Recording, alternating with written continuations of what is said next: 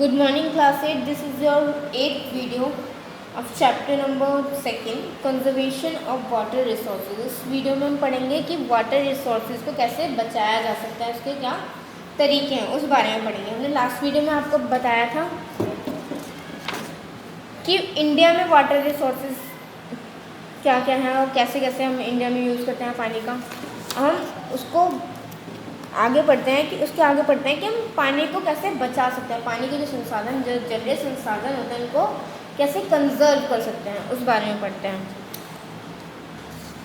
The problem of water depression can be partly solve by checking the wastage of water, reusing water, waste water is possible, storing water for the dry season, diverting surplus water from wet region to dry region, and rainwater harvesting, collecting rain water for future use. देखो, पानी का जो problem है, पानी की जो problem है, उसको हम कैसे सॉल्व कर सकते हैं, उसके बारे में बताते हैं। हम पानी का जो वेस्टेज है उसको चेक कर सकते हैं। उस पानी का जो वेस्ट है उसको ज़्यादा वेस्ट ना करते हुए पानी का हमें यूज़ करना चाहिए।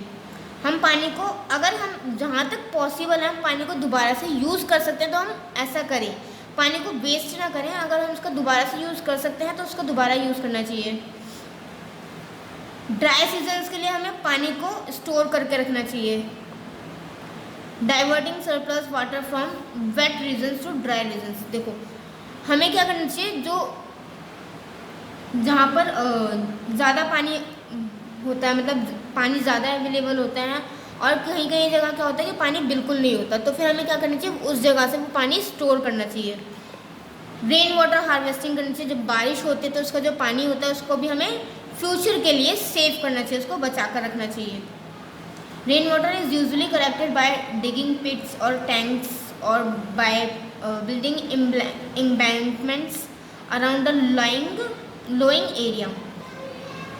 जो रेन वाटर है वो यूजुअली कहाँ यूज़ होता है, कहाँ मिलता है हमें, डिगिंग पिट्स में मिल जाता है, टैंक्स में मिल जाता है, बिल्डिंग एम्बैंकमेंट, जो बिल्डिंग्स खाली होती है वहाँ पर पानी मिल जाता है। जब बारिश होती है तो वहाँ पर भर जाता है पानी, तो वहाँ से हम कलेक्ट कर सकते हैं वाटर को, रेन वाटर को। The collected water can be use directly and a part of it also सीप इन टू द सॉइल। अब रेन वाटर को हम डायरेक्टली भी यूज़ कर सकते हैं और इसको हम सॉइल के अंदर भी एब्जॉर्ब कर सकते हैं। Soil replenishing groundwater resources.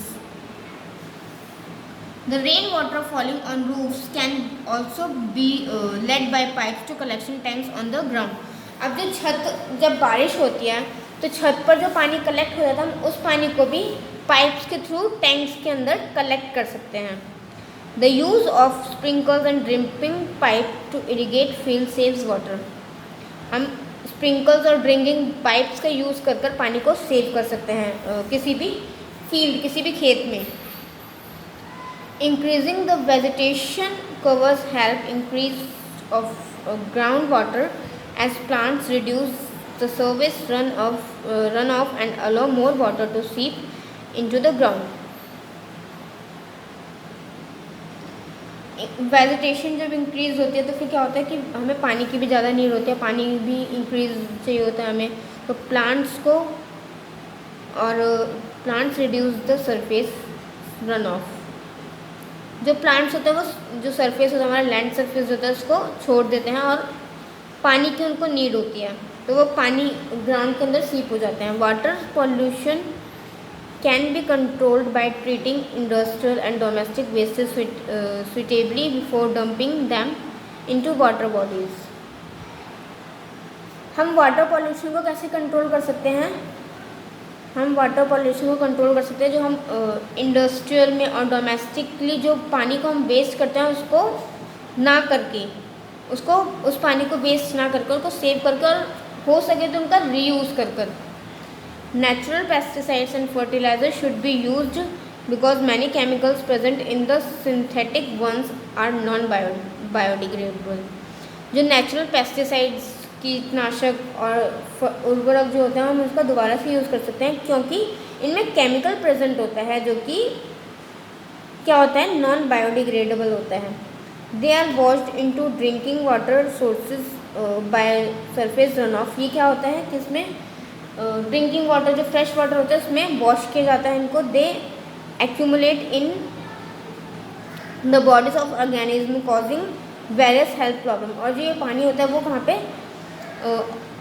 Organism की बॉडीज़ में एक्यूमुलेट होता है और जो कि बहुत सारी बीमारियों को, बहुत सारी हेल्थ प्रॉब्लम्स को बनाता है, बहुत सारी हेल्थ प्रॉब्लम्स पैदा करता है। They can be remove from water only by distillation. ये सिर्फ किस तरह से, सिर्फ डिस्टिलेशन के द्वारा इसको रिमूव किया जाता है। Which involves boiling the water, जैसे कि हम पानी को गर्म करके पिए, कंडेंसिंग द स्टीम लें। This process is very expensive. और ये जो प्रोसेस होता है वो बहुत ज़्यादा एक्सपेंसिव होता है। Water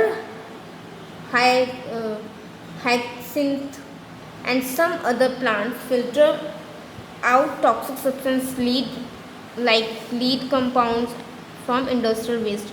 We should grow these water containing salt of calcium। Water जो होता है वो क्या करता है, वो सॉल्ट प्रोड्यूस कंटेन करता है। कौन सा सॉल्ट?